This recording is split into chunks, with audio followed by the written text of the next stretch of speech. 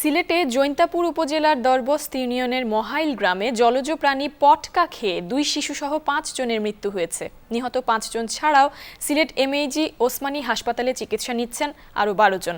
পটকা মাছে বিদ্যমান টেট্রাডটক্সিনের বিষক্রিয়া থেকেই তাদের মৃত্যু হয়েছে, এমনটি প্রাথমিকভাবে ধারণা করা হচ্ছে বলে জানিয়েছেন চিকিৎসকরা। সিলেট থেকে বিস্তারিত হোসাইন আহমদ সুজাদের রিপোর্টে ক্যামেরায় ছিলেন আমিমুল এহসান রাহিন। সোমবার সিলেটের জৈন্তাপুর উপজেলার দরবস্ত বাজার থেকে বিষাক্ত জলজ প্রাণী পটকা কিনে আনেন উত্তর মহাইল গ্রামের বাসিন্দা জয়নাল আবেদিন। ওই দিন রাতের বেলা তা খেয়ে ঘুমিয়ে যান পরিবারের সদস্যরা, কিন্তু পরের দিন সকালে পরিবারের সদস্যদের শরীরে দেখা দেয় অসুস্থতা। বাড়িতে মৃত্যু হয় একজনের, আর হাসপাতালে নিয়ে আসার পর মৃত্যু হয় বাকি 4 জনের।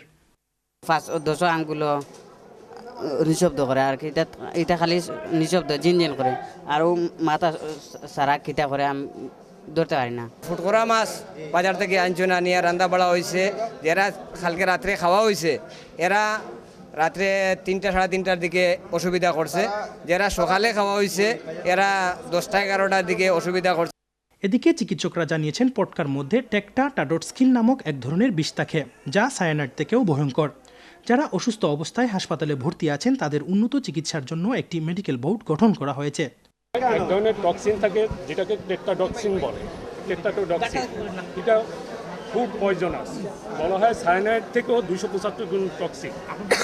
এখন এই পয়জনিংটা যখন এই নার্ভাস সিস্টেম মানে ব্রেনের স্নায়ুতন্ত্রকে করে ফেলে, দুর্বল করে ফেলে, যে কারণে রেসপিরেটরি প্যারালাইসিস মানে শ্বাসকষ্ট, শ্বাস বন্ধ হয়ে পেশেন্ট আলটিমেটলি মারা যায় উইদিন শর্ট টাইম।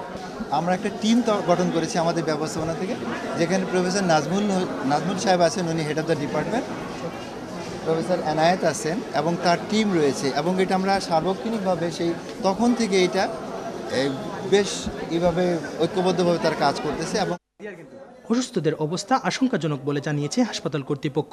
নিহতদের রাখা হয়েছে হাসপাতাল মর্গে। Hossain Ahmed Sujad, channel S news, Sylhet.